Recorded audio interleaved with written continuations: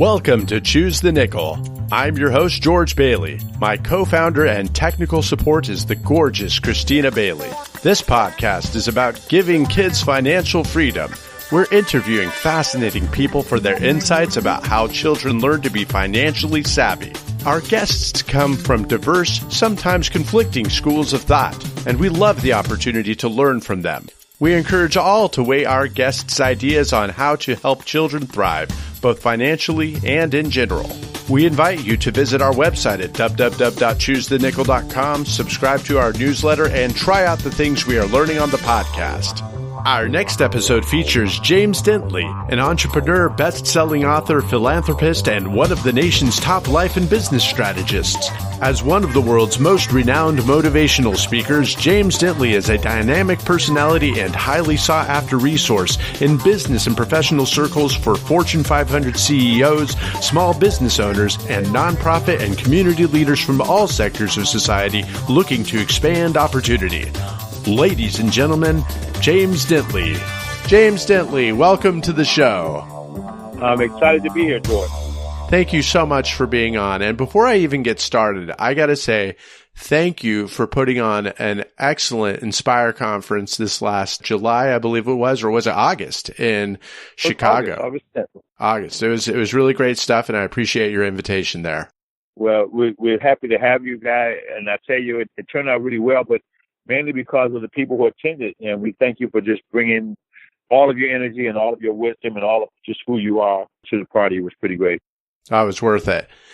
What can you tell me about your greatest professional accomplishments?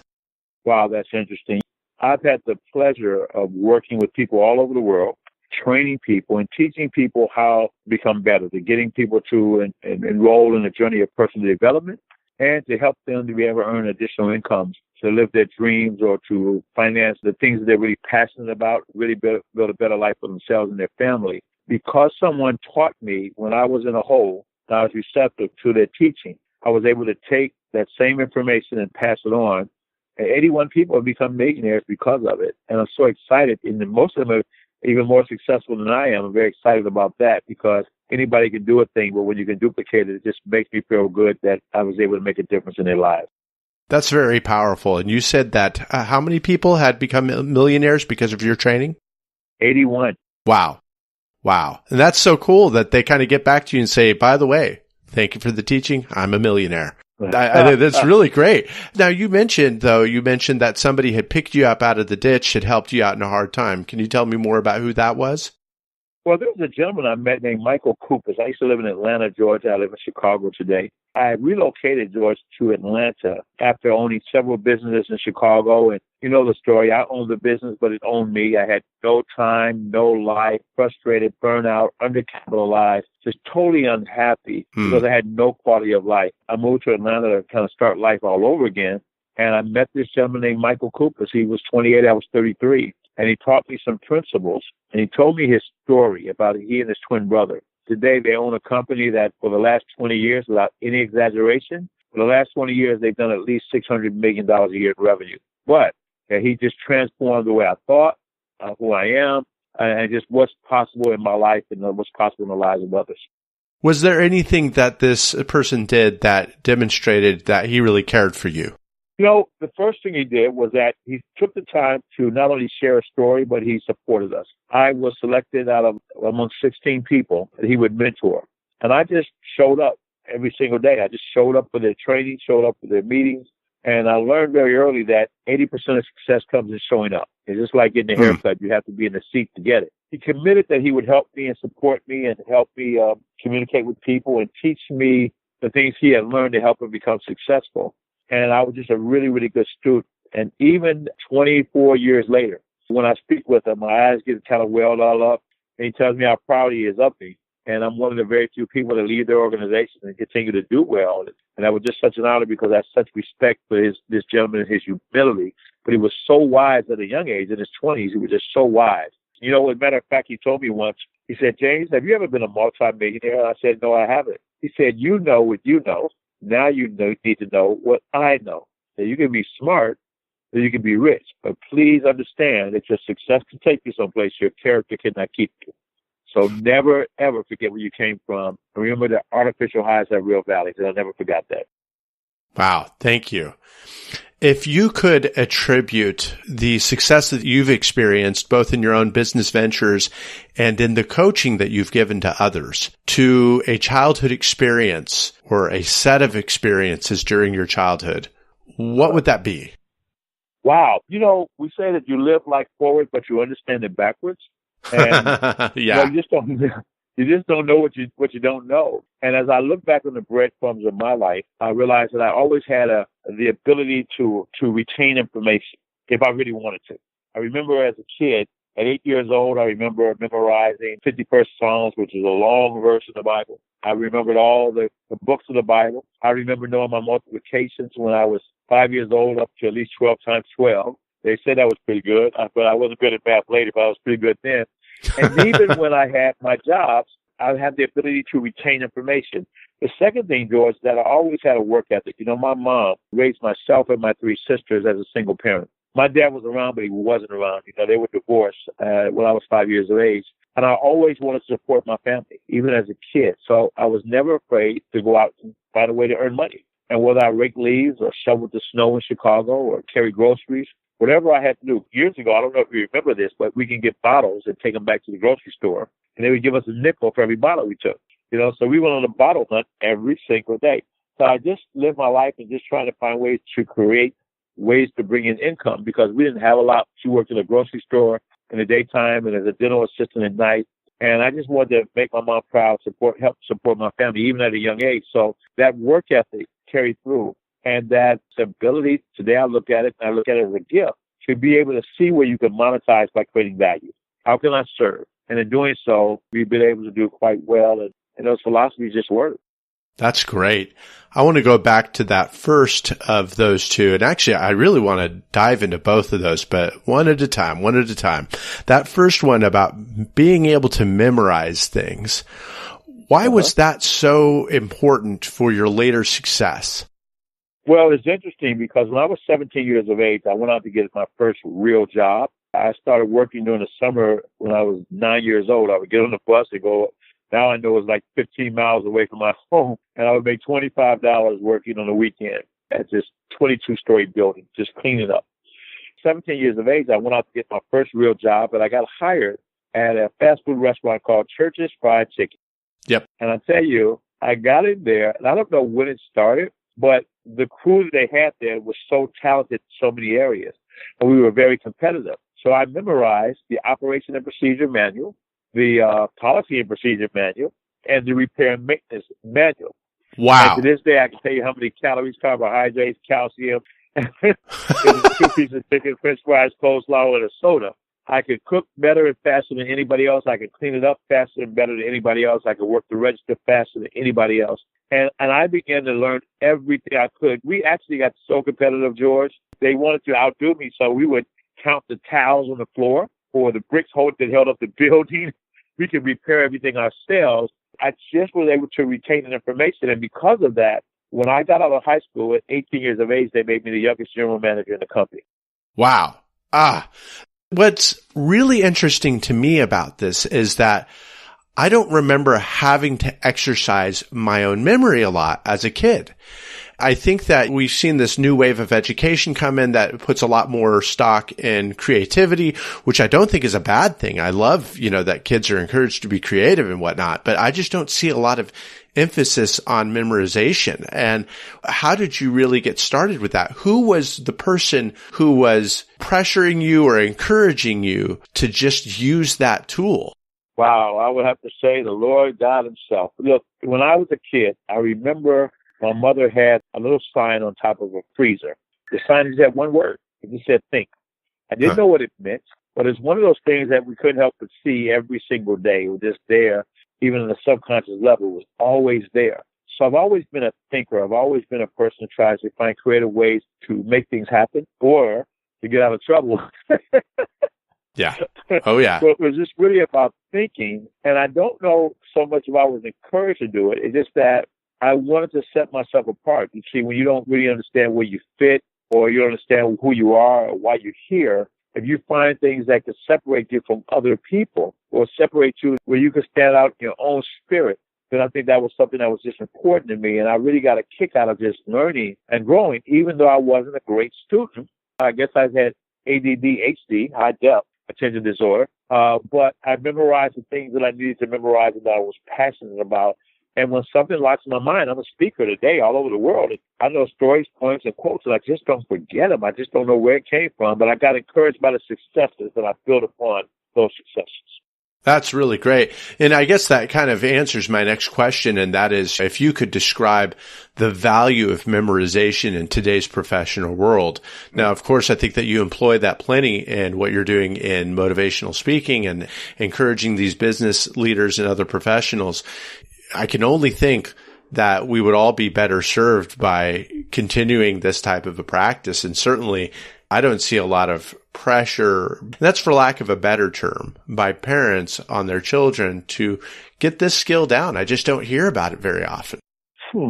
Everything happens twice in life. The inner, the outer, the mental, the physical, the thought, and then the things. And as children, our parents teach us to remember our address, our phone number, their phone number. They want us to know these things. Memory comes in place when we learn to tie our shoes, how we learn to walk, when we speak, writing our name. You get good at what you just do often, and you get passionate about what you commit to, and you get excited about some things. And I was always the person who was always inside of my head, so I always got excited about learning new things and challenges, things, again, that would kind of set me apart. And I would tell you that through my journey in my life, the memory, it transfers over to every other area in my life. They say muscle has memory. Every day, the Bible says, I must kill the flesh. You must remember. Every story I ever met about history in the Bible always returning to the roots. Remember who you are, whose you are. Remember your values. Remember your beliefs. Remember how you were raised and the values that you carry with you. Remember the simple things, the basic fundamental things, which are the foundation of living every single day. And even to the point, George, even in my marriage, I remember every single day to fall in love all over again, to love my wife like fresh flowers from the garden. Yeah. Every day, just pick it up. So we kind of lock in every single day and make it the memory a part of a ritual, and make it a habit. So it's just like breathing. Our cells have taken millions of years to learn how to communicate with each other. So we don't have to mentally tell our lungs to breathe and get air. It just does it. And I've learned that we can take that and transfer that to other areas of our life until we can trust our instincts, until our instincts trust us. That's a great point. And I think that as a parent, I try to think of what are the activities that I can engage in with my children and do so often enough that they are incorporated into our children's very being. Yeah. So there's a lot of power behind that. But you were also a very hard worker, it sounds like, and your mother, your sisters encouraged you to work. You went out there looking for opportunity to give value. What was it about the way that your mother interacted with you that encouraged you most to build that work ethic? Wow.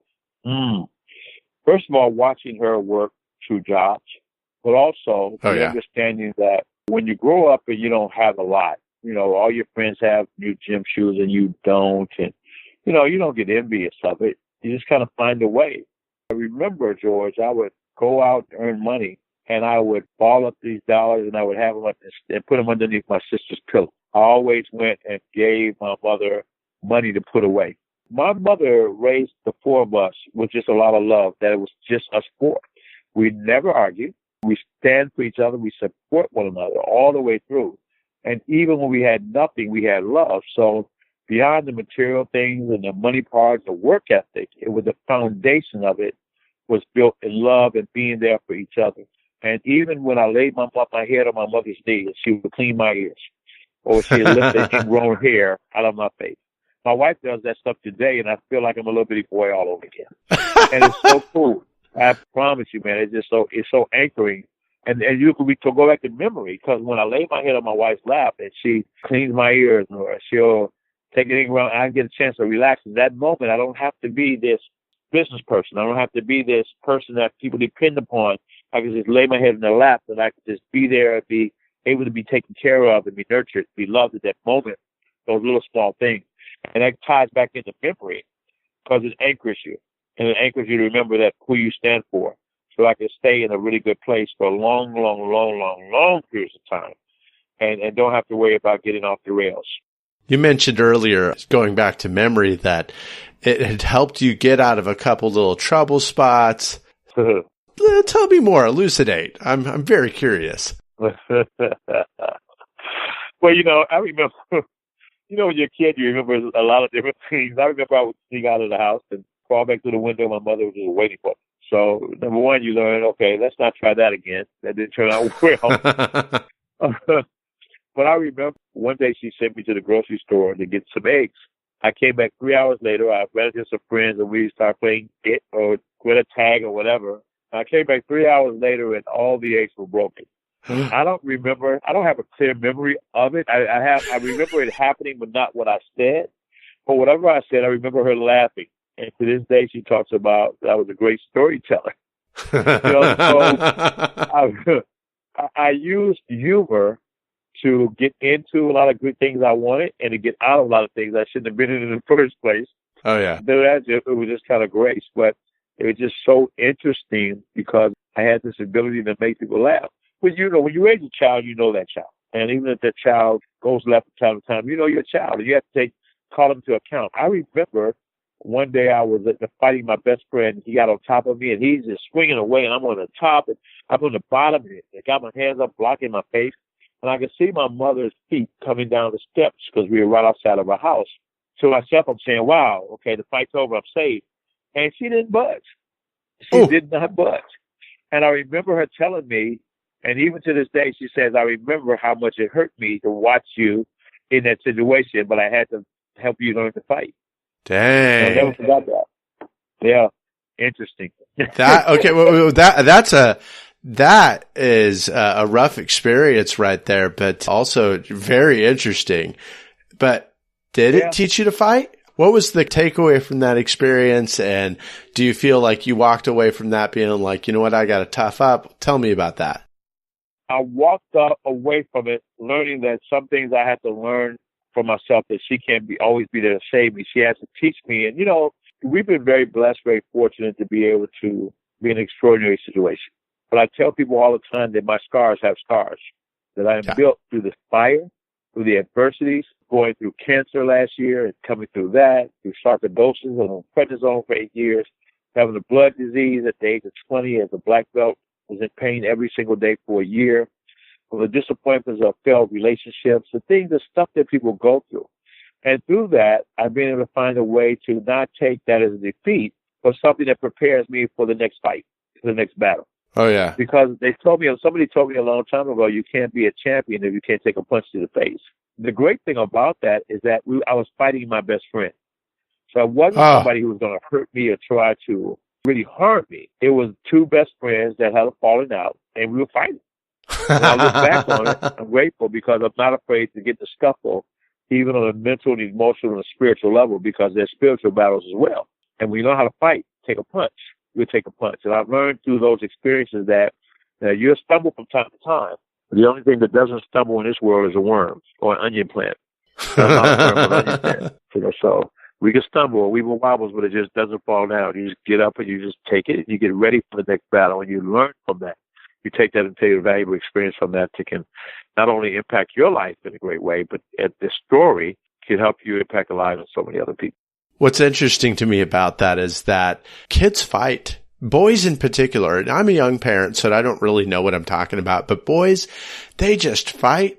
I guess my instinct tells me that when it happens, don't freak out. And that's kind of like what your mom did. She just said, I'm not going to freak out. This is normal. And if I intervene, then I rob little James of that experience. I think that that's really cool stuff. I've noticed that you've got some experience in real estate. That's where part of your success has come from. Tell me a little bit about, it's really two questions in one. One is, what was your focus in real estate? And the other is, was there anything during your childhood that indicated that that would be an interest or a natural direction for you to go? Well, it's pretty interesting because my life is always evolving. Right now, we own 8 companies, and we're just going back into real estate now. I was in real estate actually in the 80s, Mm-hmm. And again, with the memory, I had the ability to hire somebody to teach me how to get foreclosures. They would go get them. I would pay them a commission for it. They did everything. And after the first house, I, made it my business to learn everything that they were doing because they were making $2,500. This is back in 1986, just for finding me a house, this foreclosure. So I figured out how to do it myself and go and look up those properties, and I educated myself how to do it. I got great mentors. Then I started a contracting company. I said, why am I paying somebody to fix the house up? I don't know anything about drywall. I don't want to be a carpenter, but certainly I can start a business. So I said, well, I can get the house and either sell it or rent it, and I can fix it up myself, and I can learn how to get the finance business to a degree.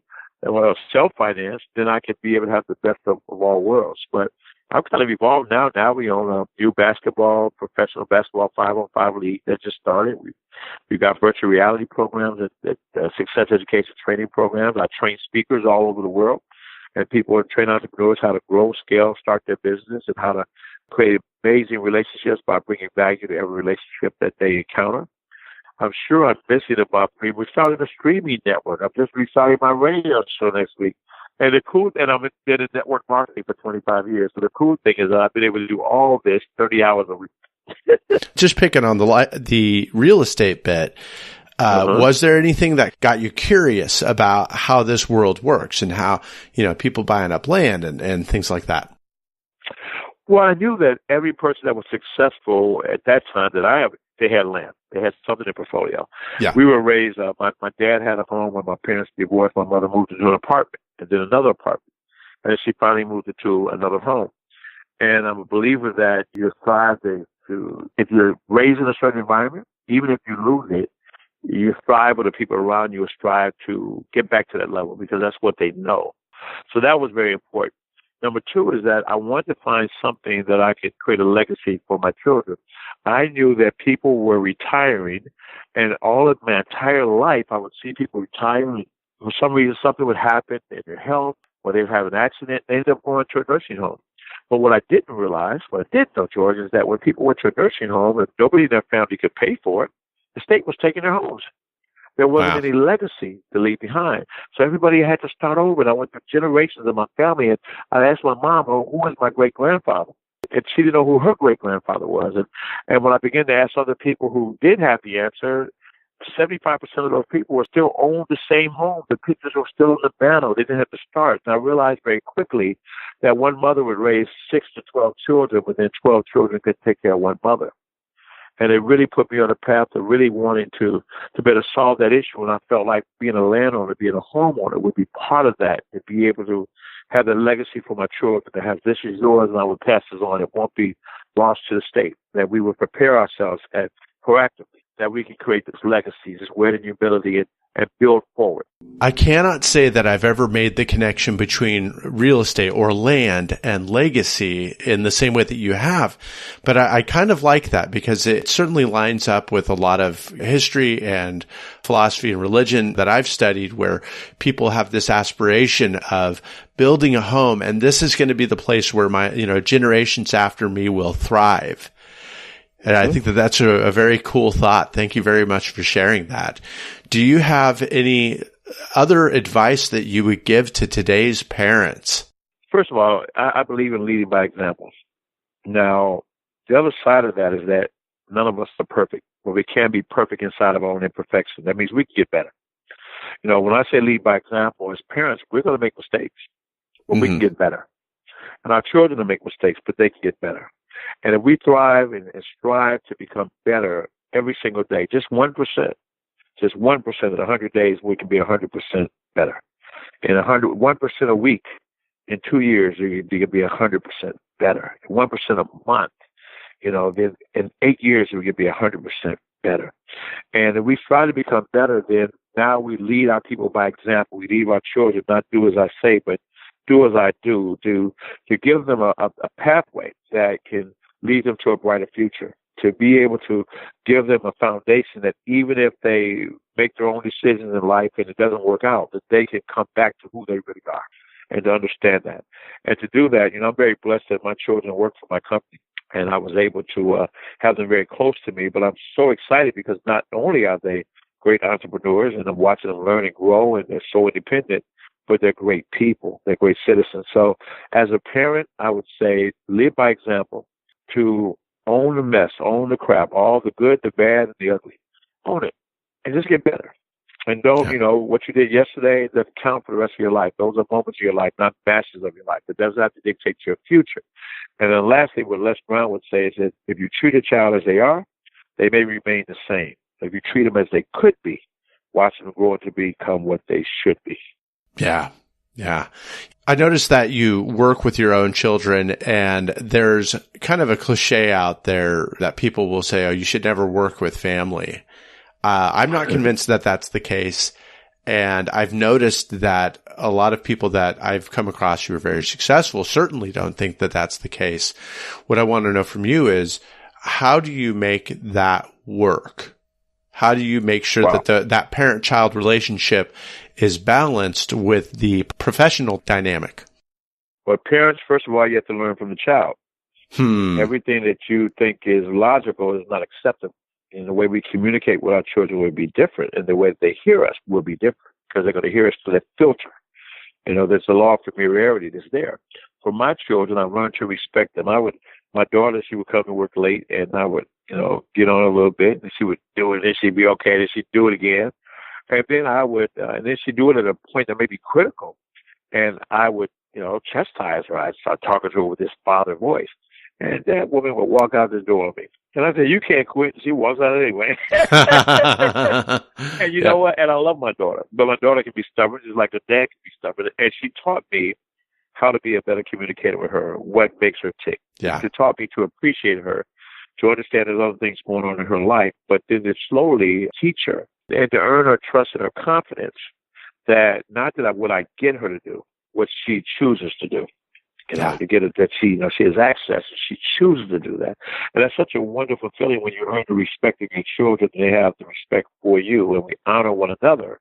The apple doesn't fall too far from the tree, right? So they are you. They're part of you. And whatever they bring to us, we've probably done something in the past or seen it already. So when I slow it down and communicate with them as adults, and even now my son, he's 21, he's pulling to the side.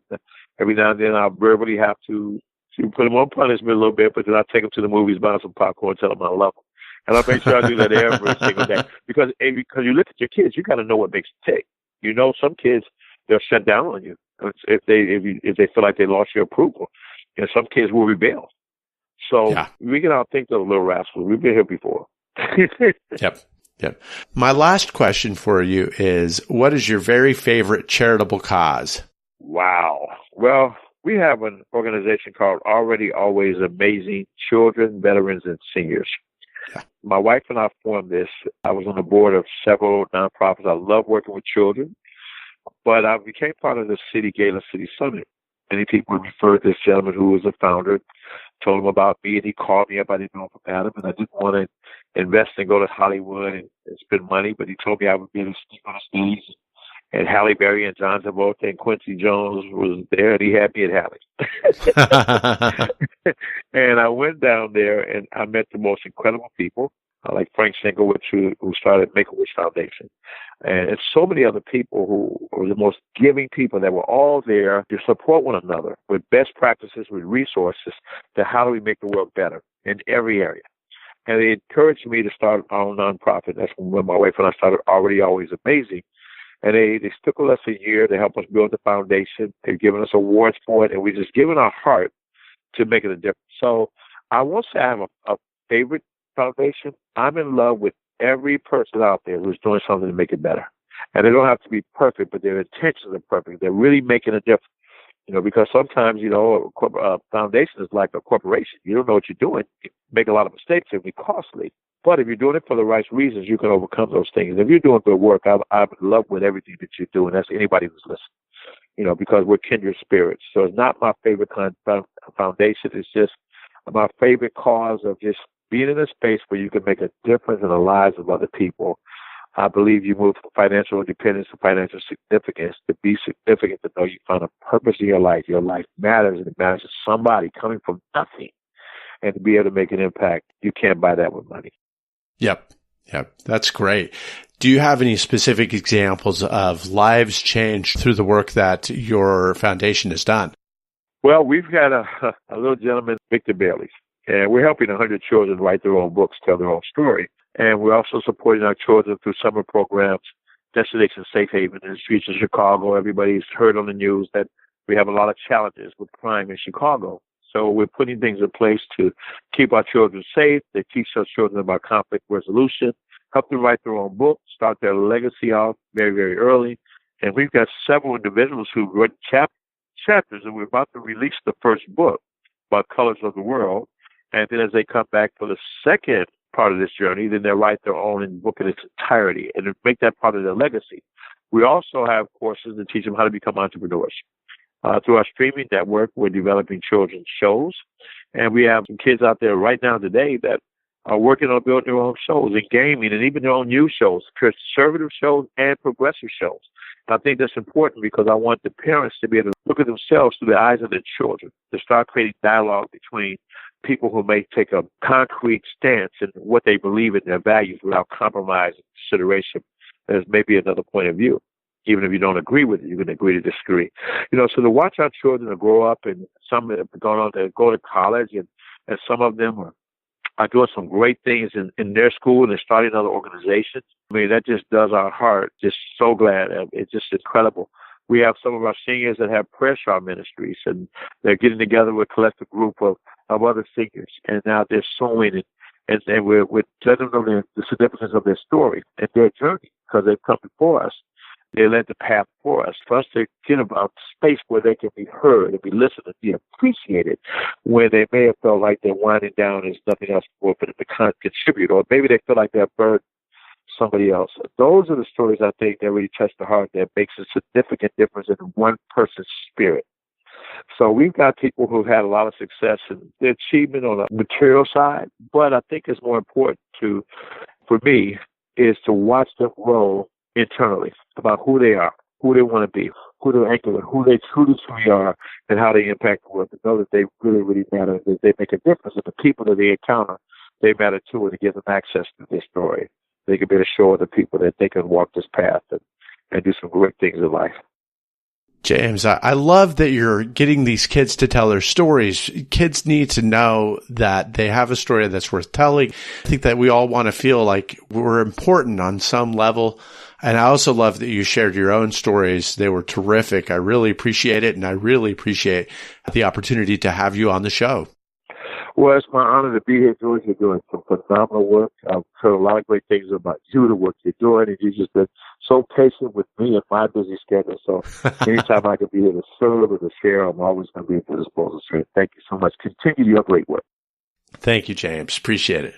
Everybody else, thank you for listening. We hope you enjoyed the interview and found useful ideas about things you can do with your kids. Be sure to check the show notes at www.choosethenickel.com for links to names, books, and other resources we discussed in today's show. Also, please subscribe to our newsletter and visit our contact page where you can give us feedback. You can subscribe to the podcast on iTunes, SoundCloud, Stitcher, and YouTube, and you can follow Choose the Nickel on Facebook, Twitter, and LinkedIn. We invite you to share Choose the Nickel with your friends and join us in our quest to teach kids financial freedom.